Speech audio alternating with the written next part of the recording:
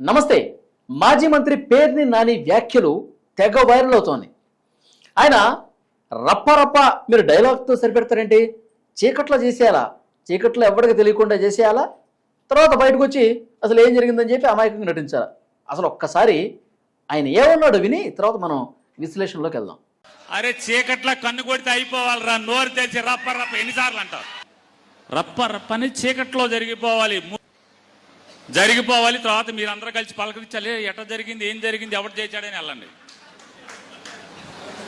అది దీని మీద మనం మాట్లాడే ప్రయత్నం చేద్దాం. అనలిస్ట్ కటా కార్తిక్ గారు నాతో ఉన్నారు. కార్తిక్ గారు నమస్తే అండి. నమస్తే వారి. కార్తిక్ గారు, పేర్ని నాని వ్యాఖ్యలు మీరు విన్నారు. ఆయన రప్ప ఎప్పుడు ఈ డైలాగులు కాదు, చీకట్లో చేసేయాలా, తర్వాత మనం ఏంటో చూపించాలా, అది ఆయన అర్థం. ఎట్లా చూస్తారు ఈ కామెంట్స్ని? ఒసే రావురమ్మ సినిమాలో దాసన్ నారాయణరావు గారిది ఒక పాట ఉంటుంది. అన్ని పార్టీల పేర్లు చెప్తూ మీ పార్టీలో గూండాలను చేర్చకండయ్యా అని ఒక పాట. అంటే రాజకీయాల్లోకి రౌడీలు గుండాలు వస్తున్నారు, వాళ్ళని చేర్చుకోకండి, వాళ్ళ వల్ల సమాజానికి హాని అని ఆ పార్టీ యొక్క నేపథ్యం. పాట కూడా నాకు గుర్తొస్తుంది, ఇంద్రలోకం పార్టీ.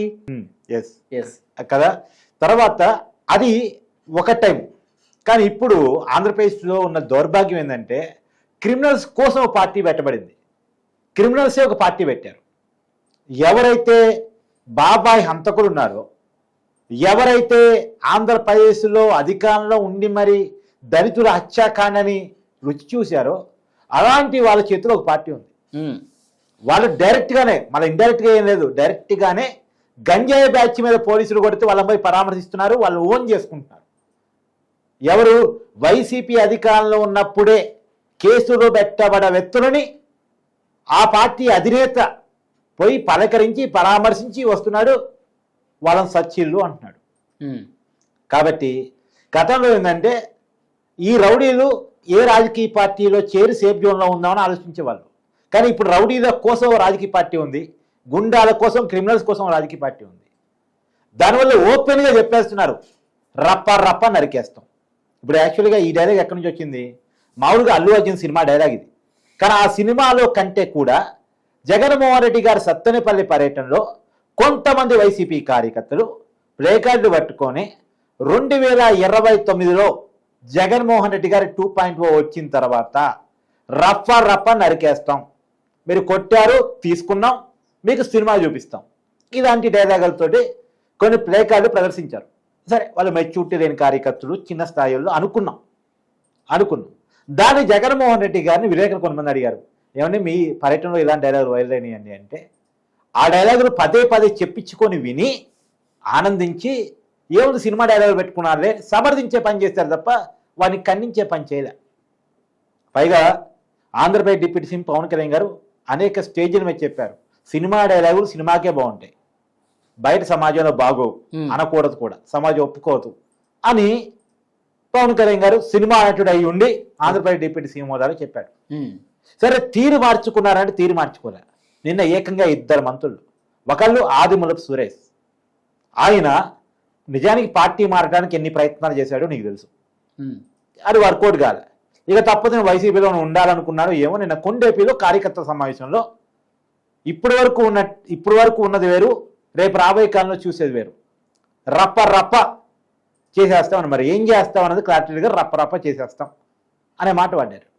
కొద్దిగా పేరు నాని ఇంకొద్దిగా అడుగు ముందుకేసి అసలు రప్ప అంటారేంటి, ఏదో మురిగే కుక్క కరవదన్నట్టు, ఇలా కాదు, చీకట్లో చేసేయాలి, మళ్ళా బయటకు వచ్చేసి ఏమి తెలియనట్టు ఏం జరిగిందని అడగాలి. ఏం చేసేయాలి? చీకట్లో బాబాయ్ని మర్డర్ చేసినట్టు చేసేయాలా? ఎందుకంటే చీకట్లో చేయటం అంటే గుర్తొచ్చేది అదే. నైట్ పూట, అర్ధరాత్రి పూట వైఎస్ జగన్మోహన్ రెడ్డి గారి బాబాయ్ వైఎస్ వివేకానంద రెడ్డి గారి మర్డర్ జరగబడింది. ఫస్ట్ గుండెపోటు అన్నారు, సునీత గారు తిరగబడ్డారు. ఇదేంది రక్తపడుగులు కనపడుతుంటే మీరు గుండెపోటు అంటారు ఏదని తిరగబడ్డారు. అప్పటికే కుట్టేసి ఏమాత్రం అనుమానం రాకుండా తయారు చేశారు. కానీ సునీత గారు తిరగబడ్డ తర్వాత రీపోస్ట్ మార్టం చేస్తే తేలింది ఏంది అది మర్డర్ అని. ఎవరి మీద చెప్పాలి, మర్డర్ బయటపడిపోయింది. వెంటనే అప్పుడు ఉన్నటువంటి ప్రభుత్వం మీద తోస్తారు. తర్వాత సిబిఐ ఎంక్వైరీ ఏపిస్తానని అధికారంలోకి వచ్చి సిబిఐ వద్దు ఏమొద్దు, సిబిఐ ఎంక్వైరీ వేస్తే అవినాష్ పార్టీ మారతాడు అని సునీతతో జగన్మోహన్ రెడ్డి గారు అన్నారట. అప్పుడు సునీత గారికి అనుమానం వచ్చింది, వీళ్ళే చేశారు ఏదో అని. వెంటనే ఆమె కోర్టుకి వెళ్ళి సిబిఐ ఎంక్వైరీ చేయించుకుంది. ఇవాళ ఎవరు నిందితులుగా ఉన్నారు? వైఎస్ అవినాష్ రెడ్డి గారు. అంటే సొంత బాబాయిని చంపటానికి వెనకాడిన వాళ్ళు రాష్ట్రంలో ఏదైనా జరగచ్చు, అధికారం కోసం ఏదైనా చేయడానికి ఏమాత్రం వెనకాడినటువంటి మనసత్వం ఉన్న వాళ్ళు రాజకీయాలు నడుపుతున్నారు.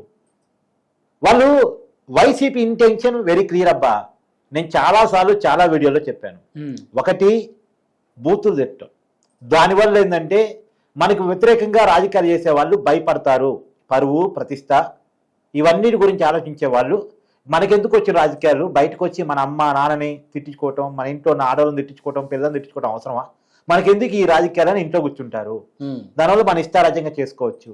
లేదా బూతులకు కూడా భయపడకుండా తెగించి బయటకు వచ్చారనుకో రాజకీయాలు చేయడానికి, వాళ్ళ మీద దాడులు చేద్దాం.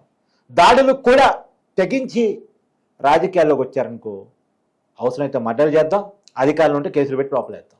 ఇది వైసీపీ యొక్క నమూనా పాలిటిక్స్. వాళ్ళకి అధికారం జీవితకాలం కావాలి. ఎందుకు వాళ్ళకి అధికారం అనేది ఏ రాజకీయ పార్టీకైనా అధికారం అవసరం, కానీ వైసీపీకి అత్యవసరం. ఎందుకు?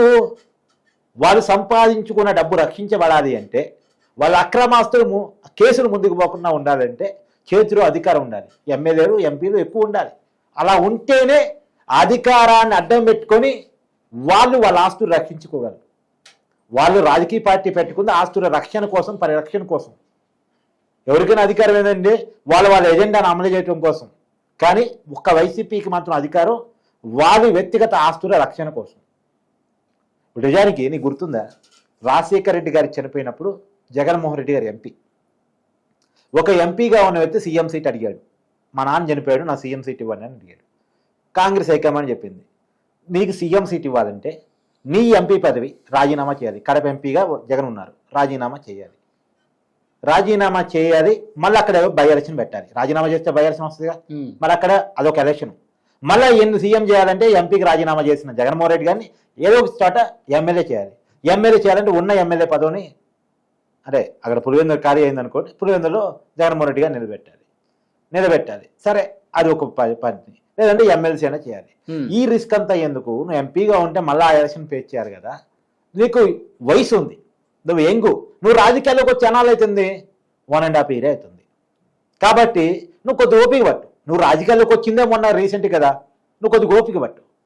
రాబోయే కాలంలో నీకు అన్నీ ఉంటాయి. సీనియర్ చాలామంది ఉన్నారు పార్టీలో. అంటే ఓపిక పట్టకుండా సొంత పార్టీ పెట్టుకొని రాజశేఖర రెడ్డి గారి సానుభూతిని పొంది ఒక రాజకీయ పార్టీ ద్వారా, వైఎస్ఆర్ కాంగ్రెస్ పార్టీ, ఎవరిదా పార్టీ అసలు?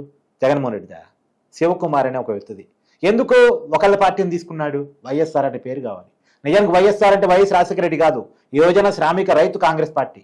కానీ రాజశేఖర రెడ్డి గారి ఫోటోను అక్కడ పెట్టి ఇదే రాజశేఖర రెడ్డి గారి పార్టీ అని నమ్మించేసి ఆ సానుభూతిని కవర్చుకొని తను సంపాదించుకున్న ఆస్తుల పరిరక్షణ కోసం పార్టీ పెట్టినటువంటిది జగన్మోహన్ రెడ్డి గారు. ఎందుకంటే ఆ పదవి అవసరం ఖచ్చితంగా. ఆ పదవి తన నాన్న ఉండాలి. కానీ తన నాన్న లేడు, చనిపోయాడు. మళ్ళీ ఆ సీట్లో ఎవరైనా వస్తే తన అక్రమాస్తులన్నీ బయట పెడితే కేసులు పెట్టారు, జైలుకు పోయాడు. ఆ కేసులు ఇంకా నడుస్తున్నాయి. తర్వాత మళ్ళా పార్టీ ఎస్టాబ్లిష్ కావడం వల్ల ఆ కేసు నుంచి కాపాడుకుంటూ వస్తున్నారు. ఢిల్లీ పద్ధతితో ఏదో లాబింగ్ నడుస్తుంది అని అందరూ అనుకుంటారు అన్నమాట. అంటే ఈరా రాజకీయాలు చేసే వాళ్ళకి మొన్న అనుకోకుండా పెద్ద షాక్ తగిలింది.